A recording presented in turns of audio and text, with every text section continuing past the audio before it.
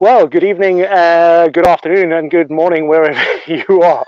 We have just gone live, I'm assuming, on LinkedIn, on YouTube, and on Facebook.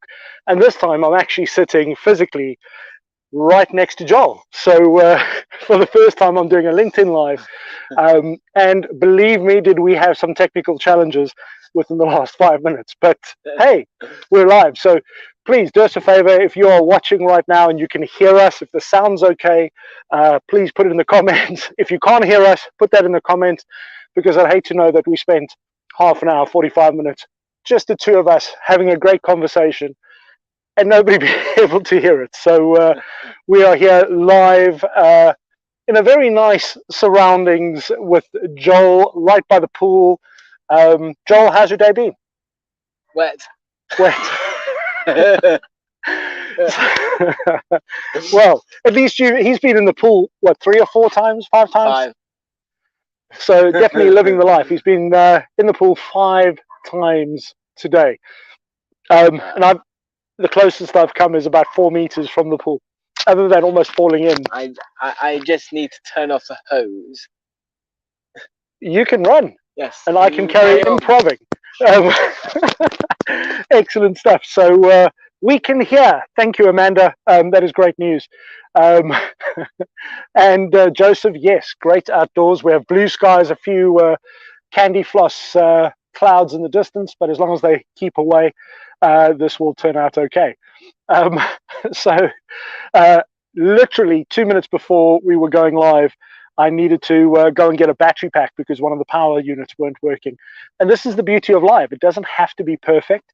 You know, if you haven't done a live yourself, I would urge you to.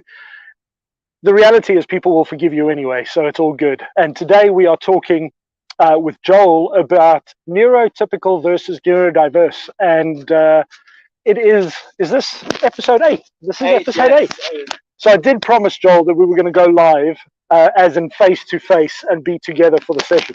So with lots of little challenges, but we are here, we are making it happen. Joel's been enjoying the sunshine. He's been in and out of the pool, as I said, 5 times. So Joel, talk to us about the subject for today. You know, what are the kind of questions you'd like to have people potentially asking in the audience, because we'll be able to, you know, see them straight up there and pop them up on the screen. What kind of questions, or what would you like questions about today? Well, ask questions about me, the company, RockstarX. Ask questions about, as long as it's not too personal. He is single, by the way. I'm just putting it out there. Unless something's changed in the last 5 swims. I highly doubt that very much. I haven't even met the daughter yet.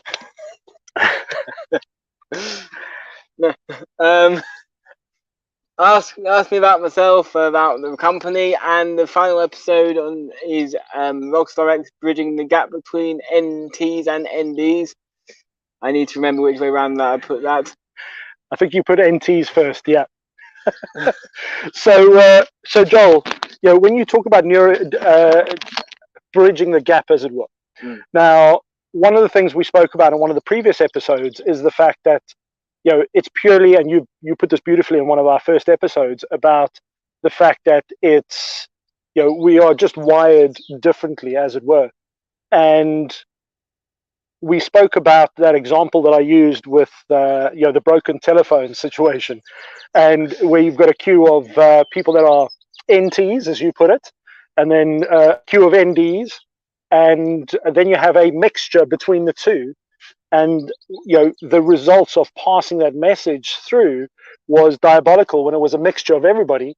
But when it was either the NTs or the NDs, and you're going to explain that in a minute, by the way, then, you know, the message kind of got through, and it was fairly clear.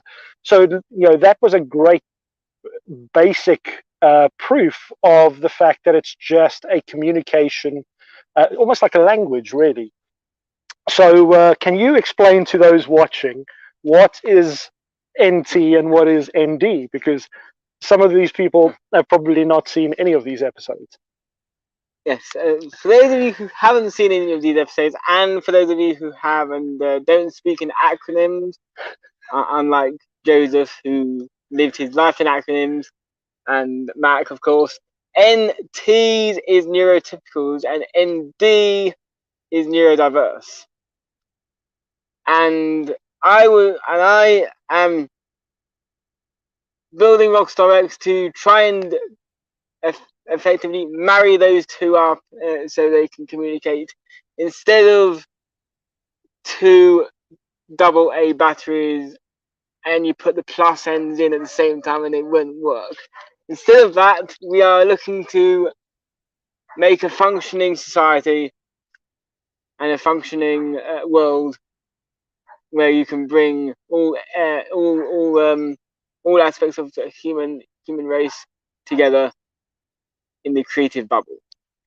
So, for me, a lot of the things that we've been discussing, and it's been an eye-opening journey for me, because I've learned a lot through the whole communication journey, is the fact that whether it be neurodiversity or race or religion or the type of food we like, there are things that we as human beings become accustomed to and become used to, and because that's something we're familiar with, it's something we understand. And when it's something that's out of our comfort zone, as it were, then that's where things become a little bit, like a bit of a rocky road where you're not quite sure what's going to happen. And more often than not, as an example, when I was on the way here to meet Joel today, both of us were talking about, how we were going to stream, how we were going to go live, looking at different tech. We sorted it out in 3 minutes? Yeah. Maybe 3.5. Just in time, anyway. Just in time. But the reality was, because we've been communicating quite often, we've got to know each other quite well over the last 4 or 5 months. Yes. Yeah. I think the first time I met you was February, March? No, well, physically met me, yes, February, March. Yeah, and we spoke last year on a few times on LinkedIn, but since February we've been talking quite often. And the reality is, the more you're exposed to something, the easier and the more it makes sense, because you take an interest in something. So, Joel, what kind of things would you like to see? If you look at the workplace, you look at relationships, you look at people with just school education. What kind of things would you like to see more of that hasn't been the standard or available while in your lifetime up until now? More of getting to know the person rather than ticking boxes. I mean, if you want to tick boxes, my father just being let go from his job, so I can just borrow his register and I can give it to you and you can tick his boxes. If that's all you want to do, but you can't really put a human or anyone really, or even an animal, in a box. It's just not possible. I think that's an interesting one, because when we look at ticking boxes, and that's because it's the easier way of doing things. It's the lazy way of doing things. There's the perfect word for it, actually. And when it comes to communication, a lot of people, I just look at parenting as an example. I've got 2 girls, and a lot of the time I get frustrated because I don't understand teenage speak, or I don't understand the apps that they're on, and but it is a different style of communication. And the reality is, a lot of the time we want to have a shortcut. We want people to just go from point A to point B, but we don't want to give them any guidance on how to get there, and forget to tell them that there's this massive obstacle in the way, or they have to take a certain route. And I think for me the best way of explaining it is, if you look at Google Maps, it depends on the source of transport that you have. So if I say to Joel, hey, I'll meet you in 15 minutes, from here at, say, Luton Airport. Now I can get there, but I don't know that Joel is driving, or he's on a motorbike, or he's on a bicycle, or he's walking. And that's where I think the big gap comes in, is knowing the mode of transport and the language that people need to have, so we can enable their environment to be able to succeed. as opposed to that old saying of the goldfish, asking a goldfish to climb a tree. So if you could think of better ways that companies or organizations can enable the environment for neurodiverse, what can you think of? What kind of things would you like to see? Well, hiring them would be a fantastic start.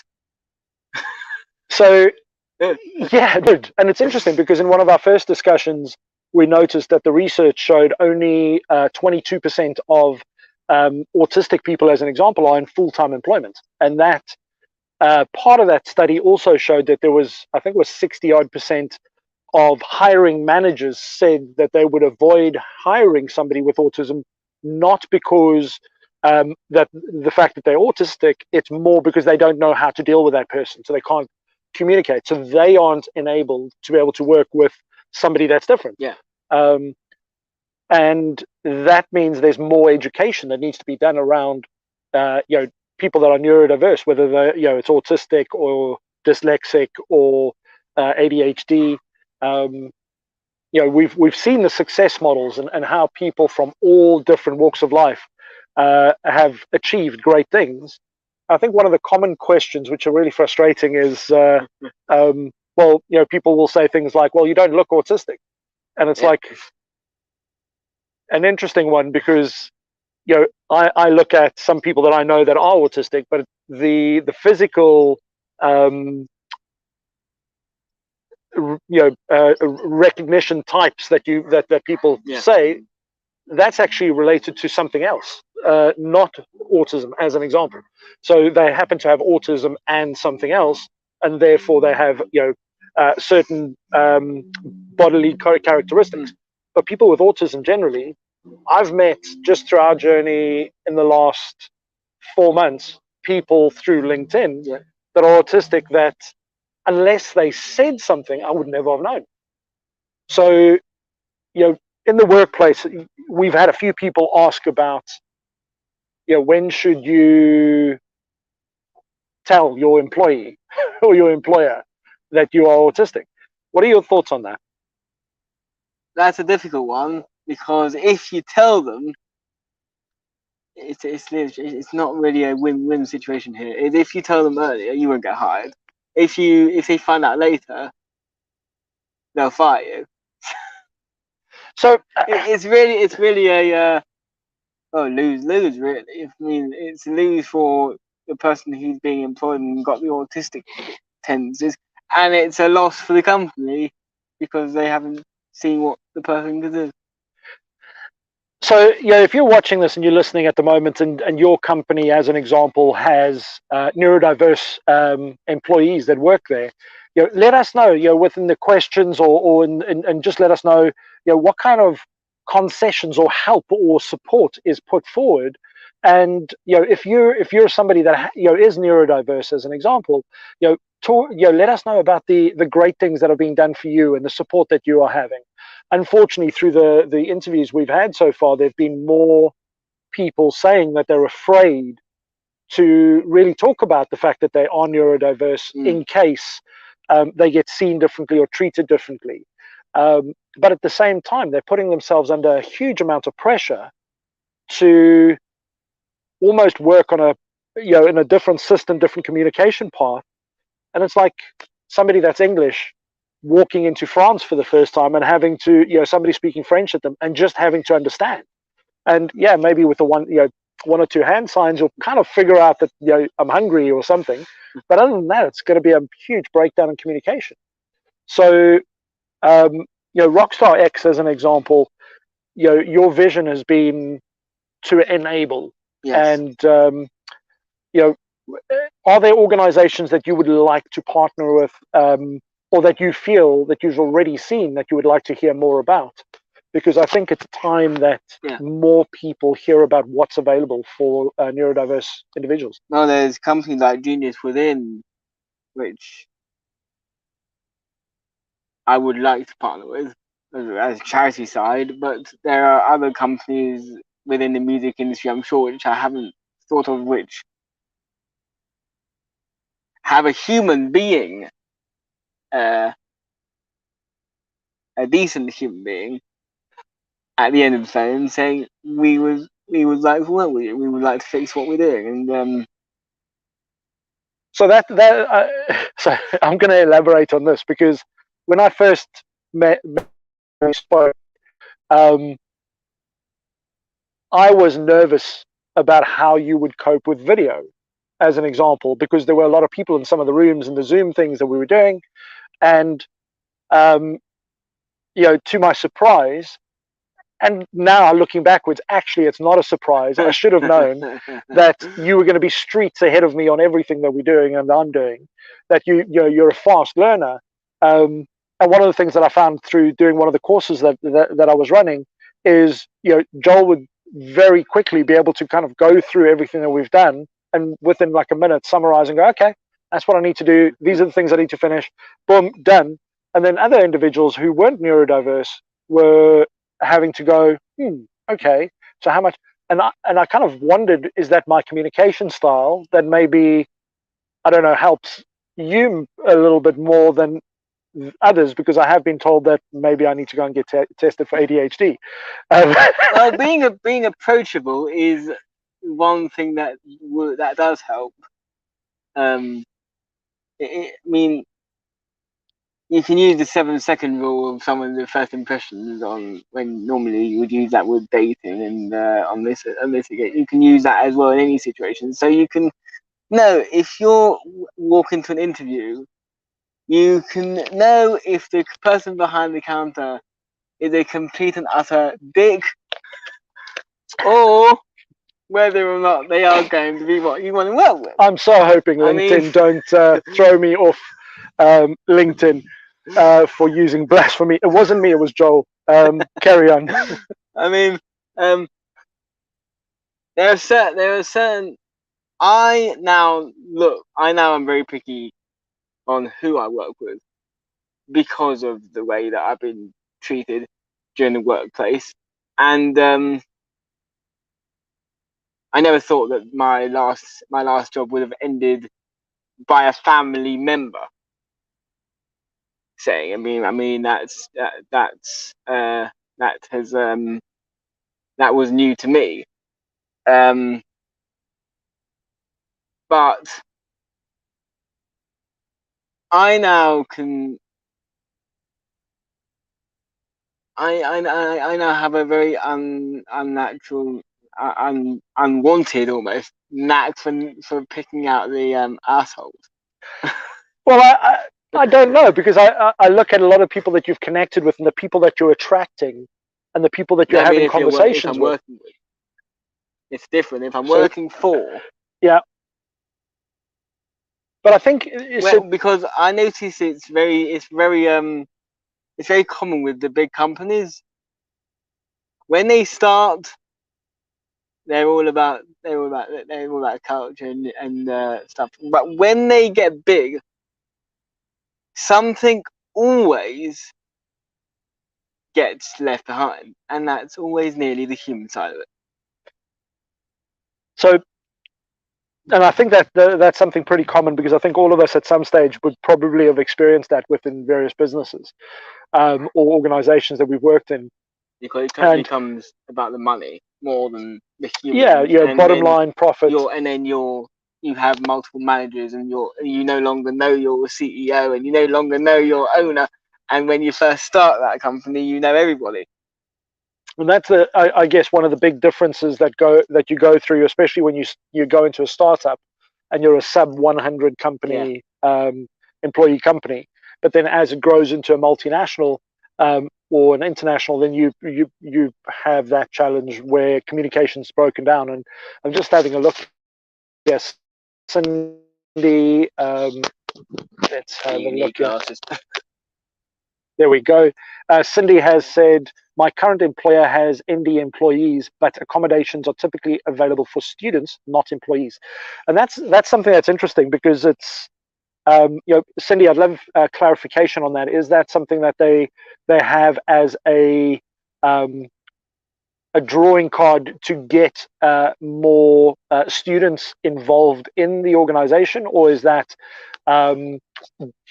something else? Because a lot of organizations will have various carrots, as it were, to attract people to the company. But it won't necessarily, and this is where there's a breakdown in culture, where to bring new people on board, there's exciting things, but the existing tend to get left behind or potentially missed out in the process. So, yeah. Or they dangle the carrot of making something look very nice and very appealing, and then you get in and it's a whole pile of bullshitters. Yeah, again, I'm gonna have to get like a buzzer for every time there's certain words that come up. I'm hoping that doesn't come across in the transcription there, Cindy, because I know you said it was good that we have the captions on, but I'm not so sure right now. So when it comes to neurodiversity in your organization, I'd love to hear from those of you that are watching, what kind of challenges you are facing within your organizations, what kind of things that you would like to see better when it comes to how people are treated, what support structures and systems are in place. I know there are a lot of organizations around the world that do have some form of support, but they tend to be very localized and regionalized. So it's not something that becomes mainstream, and that's one of the things that I would love to see is more mainstream education around neurodiversity, and just like every other company, to have on your learning management systems, especially in the big organizations that can afford those, to have courses on how to be able to communicate better, not only with neurodiverse people, but just in general. Because I was doing a LinkedIn Live earlier today, and it's amazing how communication is one of the big things that breaks down in relationships, in businesses, in families, or family relationships, business relationships, and it's the fundamental that unfortunately a lot of people assume is something that comes down to logic.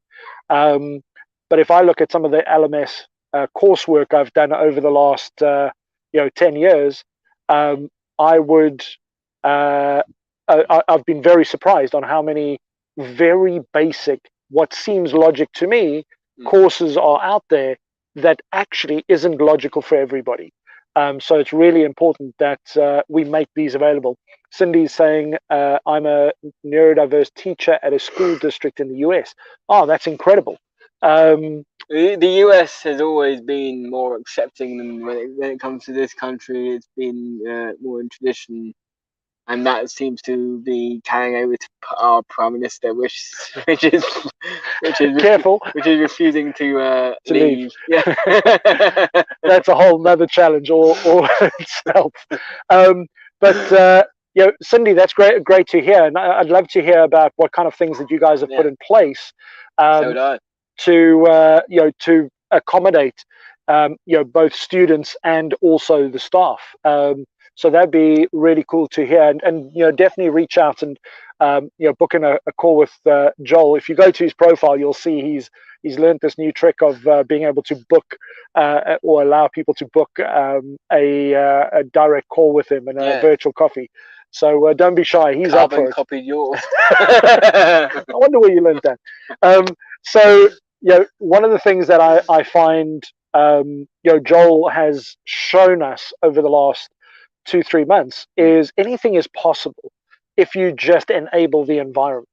I'm really scared about the fact that I've now enabled Joel on LinkedIn to be able to access all of you, but I know that he's going to be doing some exciting and great things. So Joel, what are you looking forward to on your journey over the next few years? Well, over the next few weeks, there's a interesting thing happening, and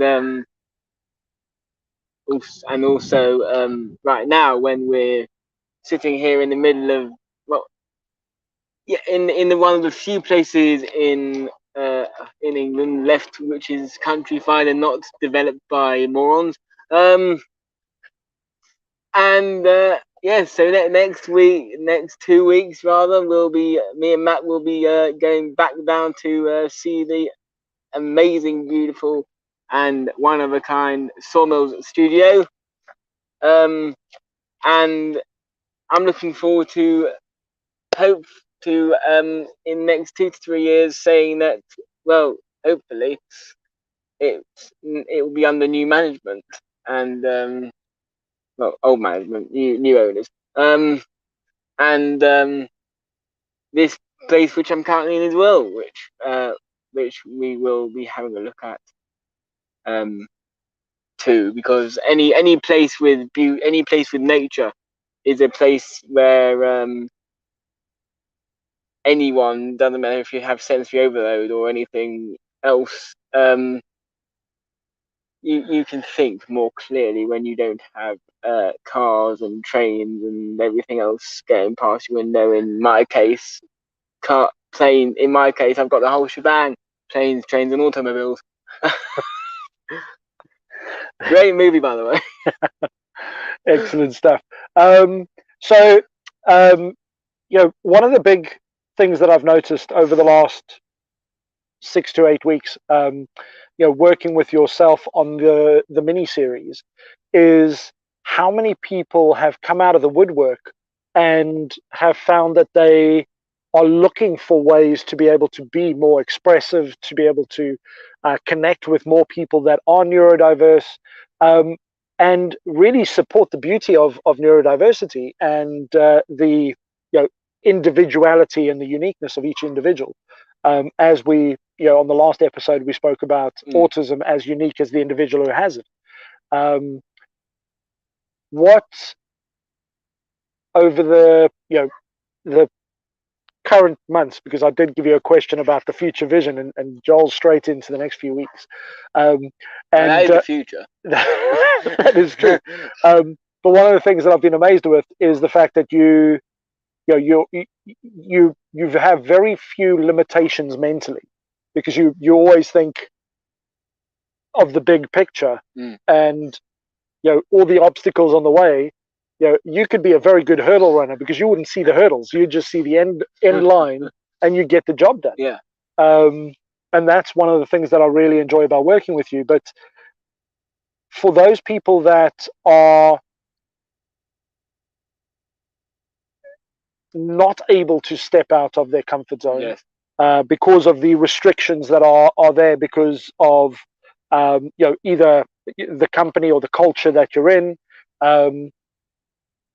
what do you think needs to be done about educating organizations like that? Well, first of all, it's not a company it's not a company problem, because a company is not really a person; it's an inanimate object. It's the people's own limitation. So they're effectively standing in their own way of accepting change.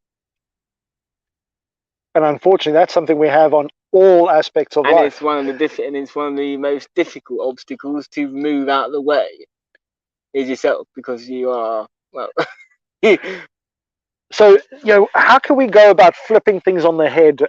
Because, you know, I was listening to the radio a few weeks ago, and they were talking about James O'Brien.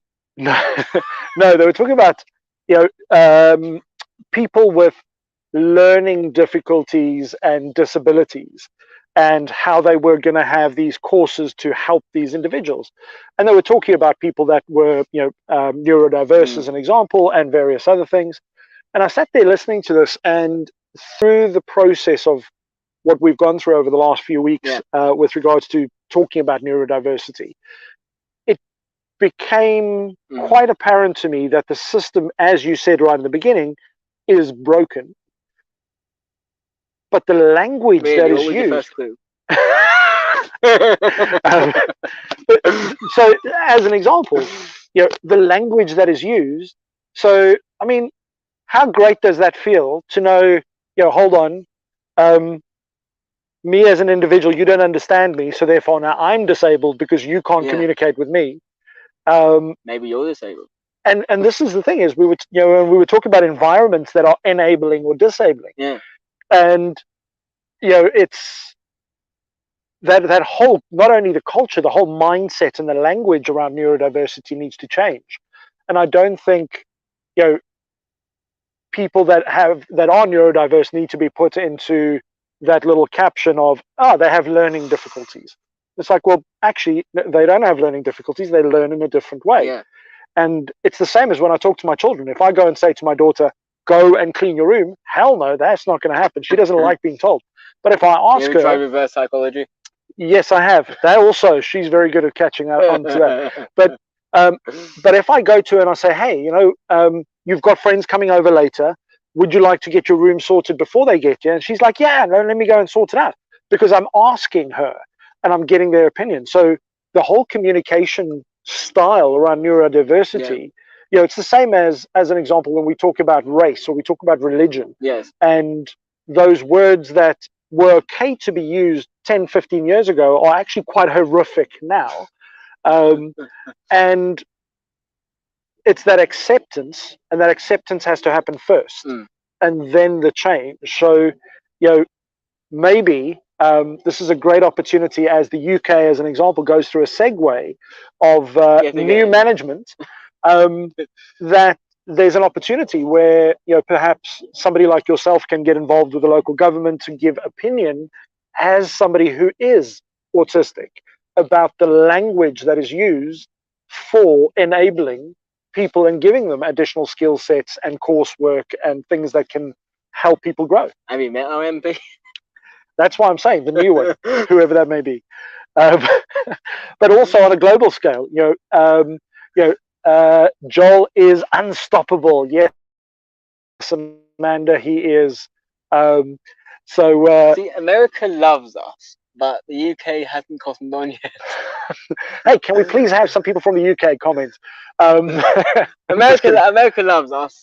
So,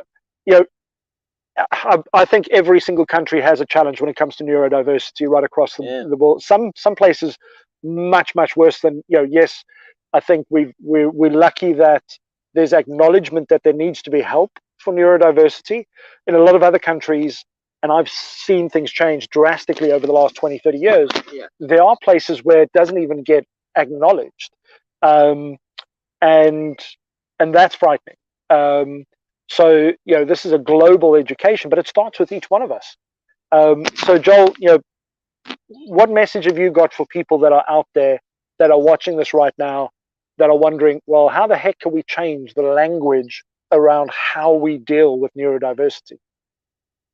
Well, that's a simple answer. You always have.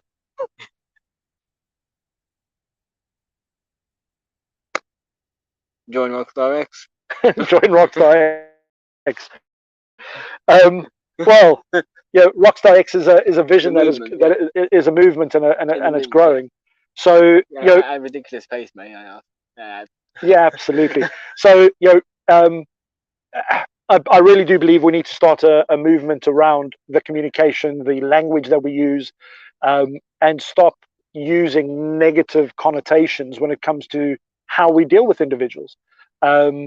It's not something that we would do with religion or with race or anything else, or used to be, but it's not something that is acceptable now. So why is it acceptable to give a negative connotation to somebody who is just programmed differently? No, I've said it before and I'll say it again. I hope that society wakes up a little earlier than what they did with LGBTQ. Yeah, absolutely. And the thing is, even in some countries, that's still a massive challenge. Yes, so is anything else. But yes, but then again, while that's a massive challenge, child marriages are massively normal. Yeah. Again, depending on where you go in the world, and I think this comes down to global education. Or global blindness. Global blindness. Yeah. But there's so many boundaries and so many things to cross, because there are the cultural boundaries that people have had for centuries. That this is not something that we can say, hey, by tomorrow, by the way, this is going to be changed. It's as you say, it's a movement. It's something that you have to go out and you've got to educate, and talk more about this, because the more you talk about it, the more opportunity we have to be able to encourage growth in this area, and to be able to, I'm like sitting here thinking, I know what's happening with things like the metaverse at the moment, as an example, and blockchain and all these exciting things. But I think, we haven't even skimmed the surface, because if we give access and skill sets for more neurodiverse people to get access to that, we're going to have our minds blown out of, onto, but we could It's not something I haven't ruled out. Yeah. I've not ruled out the metaverse in the proper way. Yeah. Not the Zuckerberg way. Yeah, true. The proper way. I mean, he lost before he even entered it. Yeah. Game over. But the metaverse, I have not ruled out for RockstarX, and not our own metaverse. We'll join one. But there's so many opportunities, I think, in music, in technology, in gaming, in so many different industries where neurodiverse people really excel, and we're restricting progress by not having the right people in the right places, and I think cultivating an environment where we can educate and help people that are neurodiverse get access to more education in a way that is written for the neurodiverse, rather than trying to force somebody through a process that is not made for them. So I'm going to put Joel under a little bit of pressure here, because he doesn't know this is coming. But I can see his guitar just over there, and I'm going to ask Joel to, because we haven't had music on here, right over there, to grab his guitar and just strum us a couple of tunes over here, just because I'd like to add something different into this one, seeing that we are live, and he is a talented musician, both drummer and guitarist. You didn't bring yours, I see. Definitely not, because I don't smashed it up here. Yeah, that's true. But I can't kill people with the sounds I make at the moment, until I can get to a stage where I sound more like you. So can you do us the honors and grab? Honestly, that took me 5 seconds when I first picked it up, because I already had the bit. Yeah, you see, Joel's streets ahead of me on these things. So let's have a look over here. If any of you have a request for Joel, throw it in. But he's bringing his guitar, so let's see what we can get him to jam. Excellent stuff. So just having a look at the time, we are going to be wrapping up soon, but if you could do us a favor, any questions that you have for Joel, or any statements you want to make around neurodiversity and what your experience has been, please share that in the comments, and help us find ways to improve things. If you know of organizations that already bring great value in that space, and whether they're a small organization just in your hometown, or an organization that's international that we haven't come across yet, we'd love to hear about all organizations that are behind empowering the neurodiverse. So I don't think that'll be a challenge. No, I just have a few sore fingers this morning. Excellent stuff. So I love putting people on the spot. So have you got any thoughts of what you're going to play, Joel? I'm going to play guitar. Strum away, my friend. I want people to see you in action. So over to Joel. Hey? Look at the screen. Oh, right. You're covering a man's comments covering the guitar. Yeah, there we go. So hold on. No, there we go. Excellent stuff. How long have we got? I'm going to give you 2 minutes. Oh, that rules out. Erases them. Give it a go. Go for it. Oh, I can't do it because licensing issues we might have. We're streaming live on YouTube, Facebook, and those two. I mean, LinkedIn don't really care, but that is correct. In that case, moving on.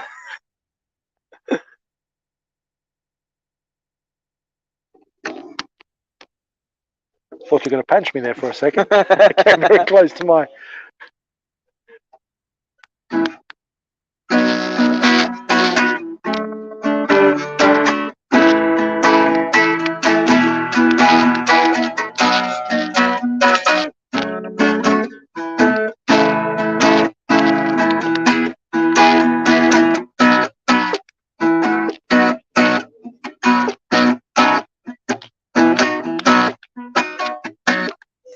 I'm not playing the whole song. We'll probably get done.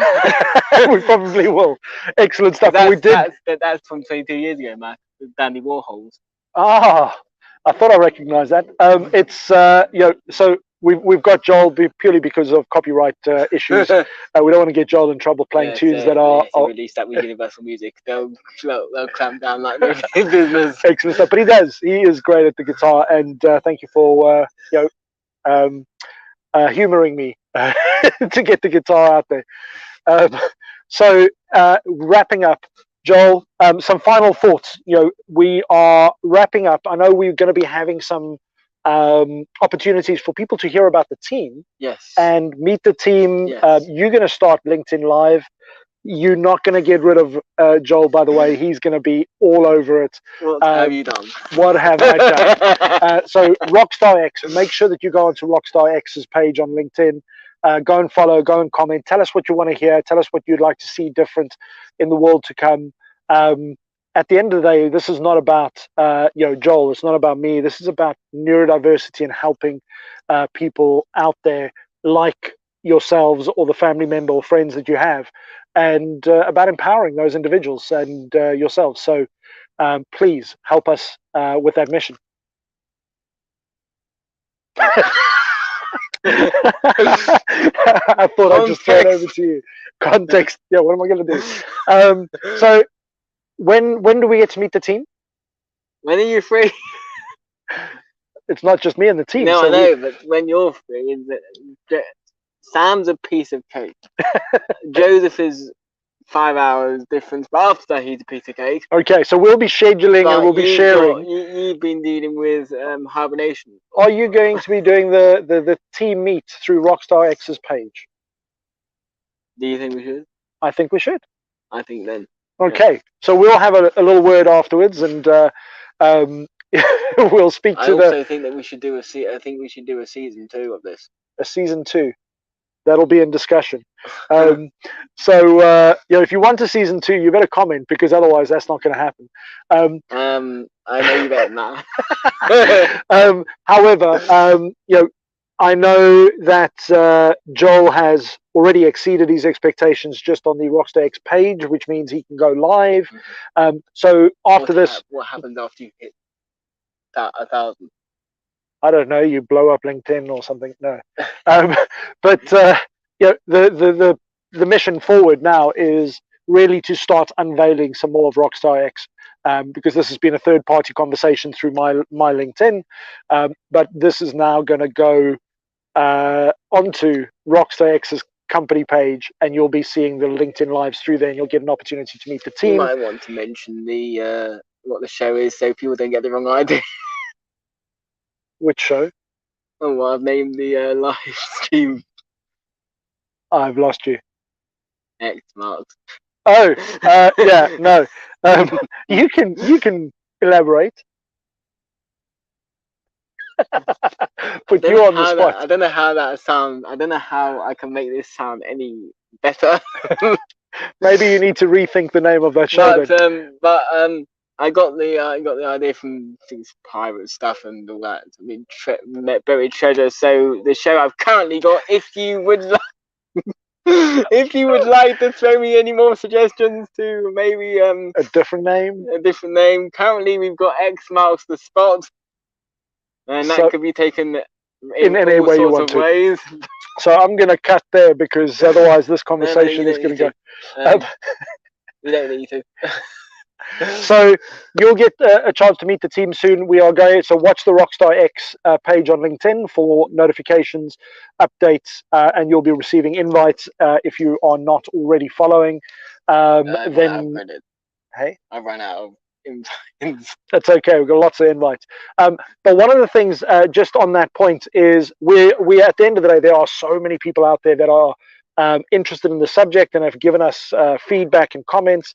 At the end of the day, if you are keen on supporting this process, please make sure that when you see the events, you can also invite everybody you know that would be interested in either supporting or just listening.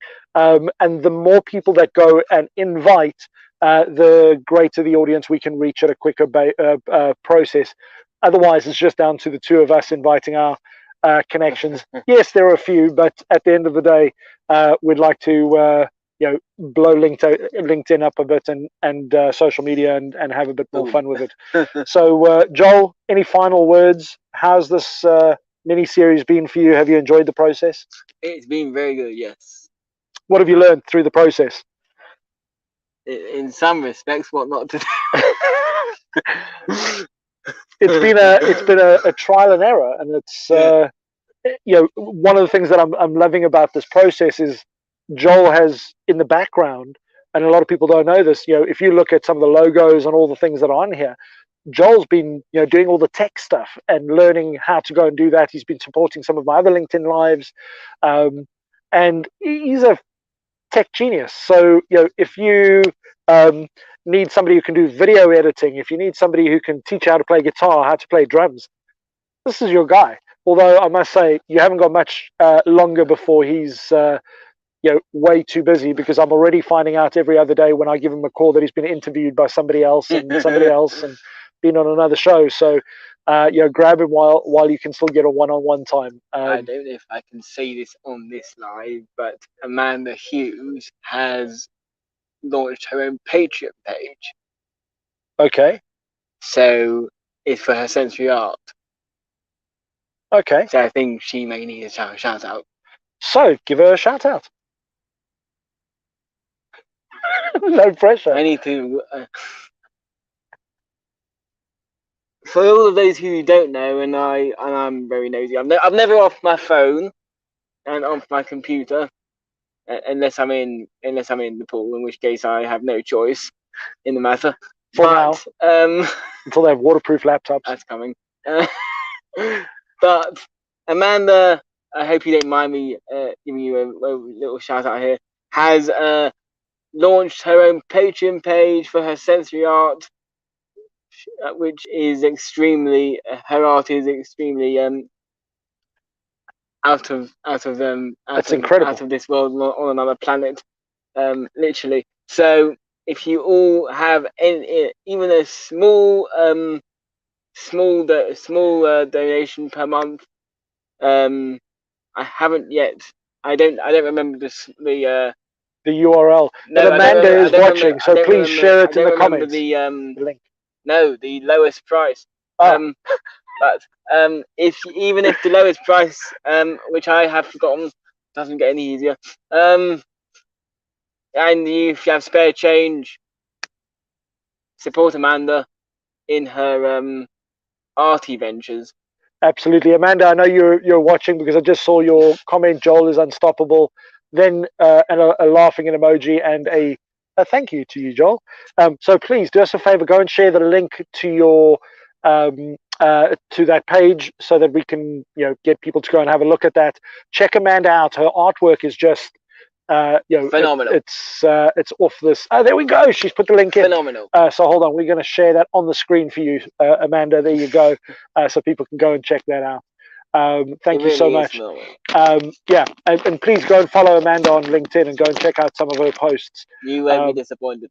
Absolutely. So Amanda, thank you so much for watching. Everybody else that has joined us this evening, thank you so much for your patience with us, learning all the tech stuff, but going live, both on PC and now off a phone, by the pool, in the countryside. I just want to thank every single one of you for your support, and keep following this man in RockstarX. And shall we do what I said at the end of the live? I don't know. What was that? The two I didn't remember. If I remember the line. It's not very difficult. Go for it. And it's goodbye from me, and it's goodbye for him. And it's goodbye from him, and it's goodbye from me. Anyway, Joel, it's been an absolute pleasure. Folks, go and have an incredible day. And drop your comments in. Let us know if you've enjoyed this. And do let us know if you want season 2. I will anyway be making that happen, even if Mac doesn't like it. No pressure, thanks.